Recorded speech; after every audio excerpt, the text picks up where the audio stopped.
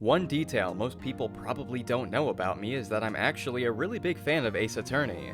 All the way back in 2017, one of my friends recommended I check out Crunchyroll since he said it had tons of good shows. After getting my account set up and scrolling through all the different series, I eventually stumbled across the Ace Attorney anime.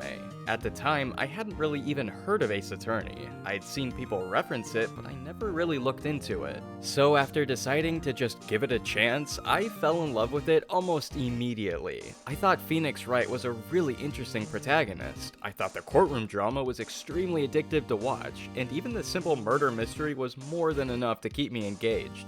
After I finished the first season of the show, I got my hands on nearly every Ace Attorney game that I could. I have the original Trilogy on DS, the remastered Trilogy on 3DS and PS4, the DS release of Miles Edgeworth Investigations, Professor Layton vs. Phoenix Wright. I even own a Japanese copy of Spirit of Justice just for the sole reason of owning more Ace Attorney related stuff. Safe to say, I had become a fan, and I enjoyed nearly anything Ace Attorney related I could get my hands on. I even come back to the Ace Attorney anime every few years just because of how well made it is. With all this gushing I'm doing, you'd think I'd believe that every game is a genuine masterpiece, and while I do think the Ace Attorney series is very well written and entertaining, there's always been one game that I just didn't enjoy as much as everyone else. When I was making my way through the original trilogy, everyone said that Trials and Tribulations was the peak of the series, one of, if not the best Ace Attorney game ever made. After hearing so much praise for the game, I was excited to finally start playing it. But after I eventually got the chance to sit down and finish the entire game, I didn't really love it as much as everyone else did. I even replayed it a couple weeks ago and still have similar feelings when I finished it the first time around. Before I continue, let me say this. Just because I didn't like this one as much as everyone else, doesn't mean I think it's bad. It's still an extremely solid Ace Attorney game. However, there was just a few things in this game that I thought didn't work the greatest or could have been a little better. So let's not waste any more time and get into why I think Ace Attorney Trials and Tribulations isn't perfect.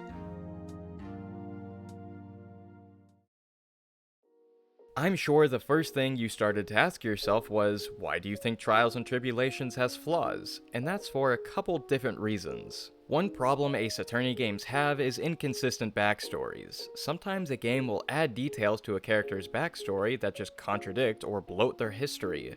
Dual Destinies and Spirit of Justice may be the most well-known examples, however, I think it started with Trials and Tribulations. In the first two Ace Attorney games, we learn that Phoenix became a lawyer because Miles Edgeworth defended him when they were in elementary school.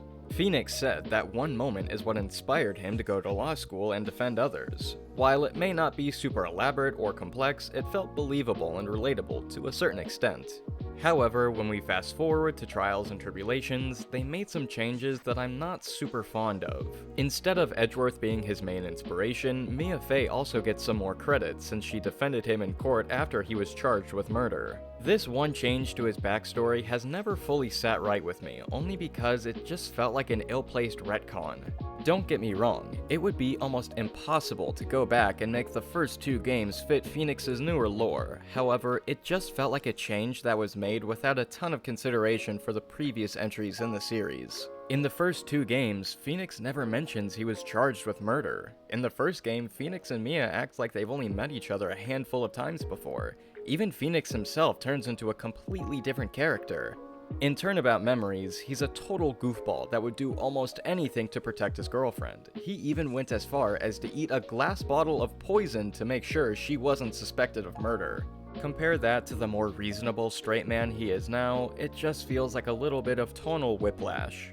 I could even understand a throwaway line from Phoenix where he says he just never wanted to talk about it again, but to my knowledge, we never even see that.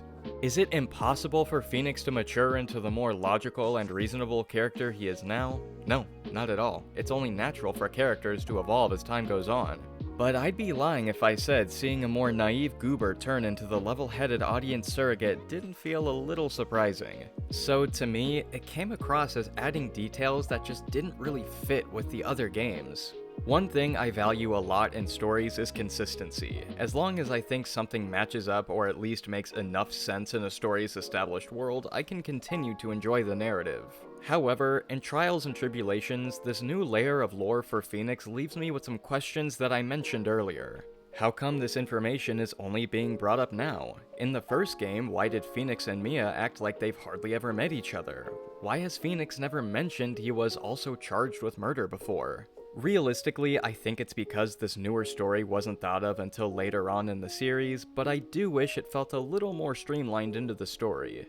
Even though I may not like the retcon this case made, I will admit it's still well done. I think it's really cool that we got to see Mia be a lawyer in this case, and I also think it's really interesting that we got to see Phoenix and Mia have history before the first game.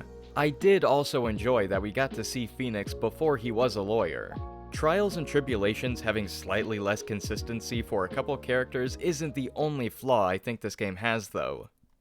One thing I think Ace Attorney does well is making you feel for the characters. In Turnabout Samurai, I honestly felt some sympathy for Jack Hammer and Dee Vasquez. They were both victims to an accident they never recovered from. In Reunion and Turnabout, I honestly teared up a couple times when I learned that Mimi Mimey was only pretending to be her dead sister because her life was ruined after a lawsuit. Even in Turnabout Big Top, I genuinely felt really sorry for Acro because he was only angry because he lost his brother. Even if the main purpose of Ace Attorney is to solve the mystery and find justice for your clients, they do a really amazing job at telling a complete and sympathetic story for everyone involved. In spite of that though, I honestly just didn't feel very many of those moments in Trials and Tribulations.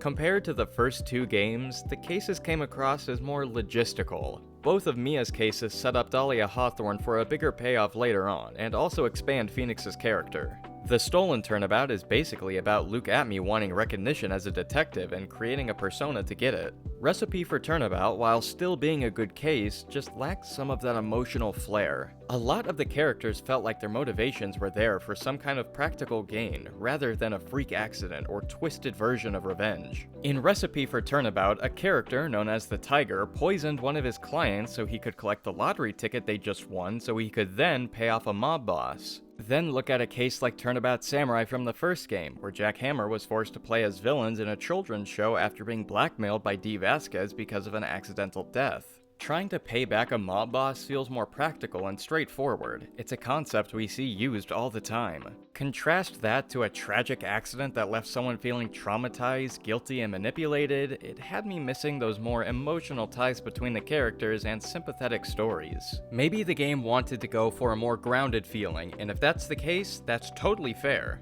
However, they just felt a bit less charming and charismatic compared to Ace Attorney 1 and Justice for All. Even though I think Spirit of Justice and Dual Destinies has slightly less charm than the original trilogy, it still had moments that made me feel for the characters, like in Turnabout Academy or Turnabout Reclaimed.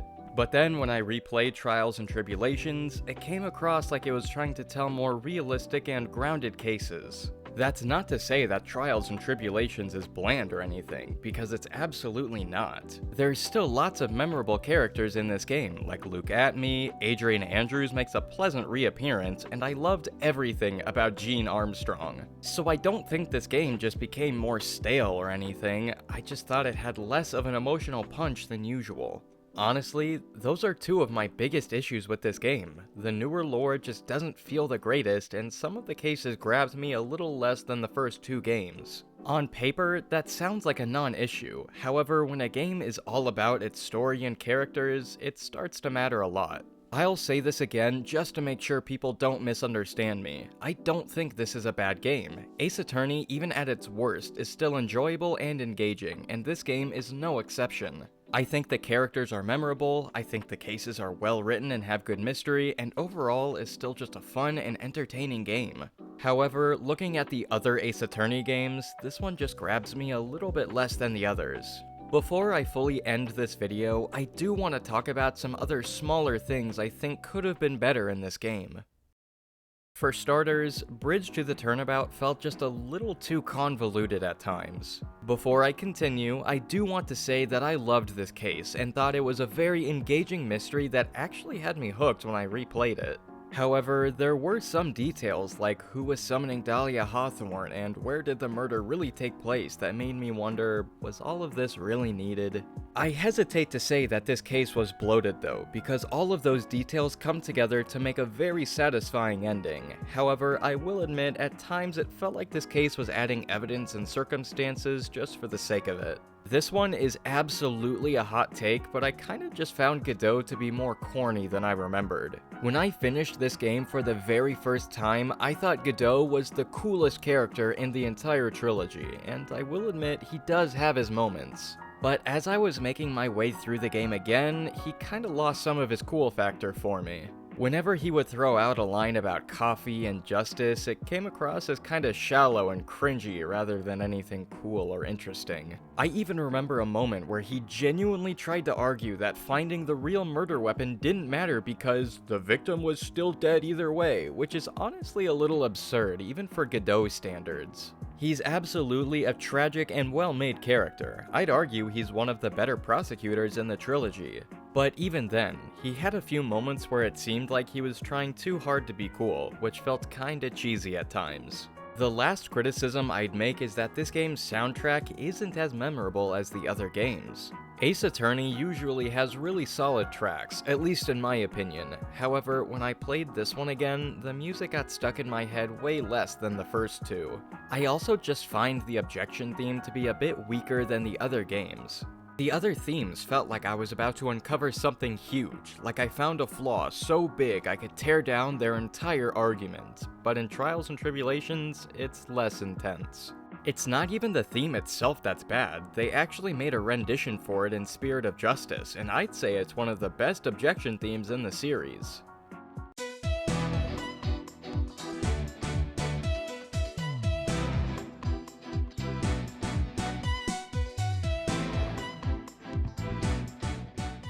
However, for this game, it just doesn't have that same hook. In spite of that though, other themes like Telling the Truth and Look At Me's theme are genuinely really well done. While I may think Trials and Tribulations is a slightly weaker game, I think it's still super good and would easily put it in the top 5 best games in the series. The last thing I'd want is to make this game look absolutely terrible, because that's not my goal. I just wanted to take a closer look at this game and talk about why I just don't like it as much as everyone else. Even though I think Trials and Tribulations may have some flaws, it's still a very well-made game that I think most people would love.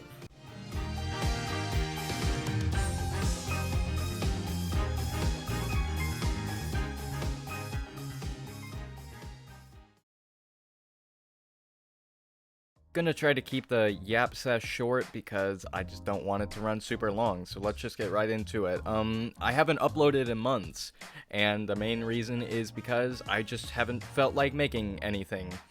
I remember in the past, there were a couple times where I made an apology that like, oh, I'm taking a break, I just don't feel like making content, and this time around I decided to just let myself have a break, and if I didn't feel like making anything, I just wouldn't. Because even before when I said I'd be taking a break and not making content, I'd still be kind of like making stuff in the background and getting stuff set up for later. But this time around, I was just like, I just don't feel like making anything, and so I just didn't. Like, I had ideas of videos I could make, but I just decided not to. So I just let myself have that freedom, so that's why I've been gone for so long. I have a couple other videos in the background that I've had set up for a bit that I might do, but I won't make any promises because I don't want to promise that I'll make something and not deliver on it, because I don't think that'd be fair to you guys, so just throwing that one out there. And I'm gonna rewind it back for a second. The reason why I didn't like come out and say I was gonna take a break is because I just didn't want to keep getting into a cycle of making videos, then not making videos, apologizing that I haven't made videos. I just didn't want to get into that kind of like cycle. So I kind of just gave myself the ability to just say to myself that like, I just don't feel like making videos, and then that's enough. I don't need to apologize or explain, I just don't feel like creating, and that's okay. So that's why I didn't make like a big song and dance like I had in the past. I just kind of gave myself the ability to stop if I felt like it. So if I ever go weeks or maybe months like this time without uploading anything, just assume that's what happened. Just assume I didn't feel like making anything and I haven't made a statement about it. Like if something happens, like I'm sick or I'm dying or something, I'll probably say something, but if not, just assume everything's completely fine and I just haven't felt like making anything. Anyway, I'm gonna wrap it up here. I've already been talking for way longer than I wanted to, so I'm gonna end here. Hopefully you guys liked the video. I know it was a bit of a hot take from me, but I tried to be fair about it, so hopefully you guys will be fair about it in the comments as well. But anyway, hopefully you guys enjoyed the video. Make sure to like and subscribe. I would really appreciate that. I hope you all are having a wonderful rest of your day. I love you, and I will see you all later.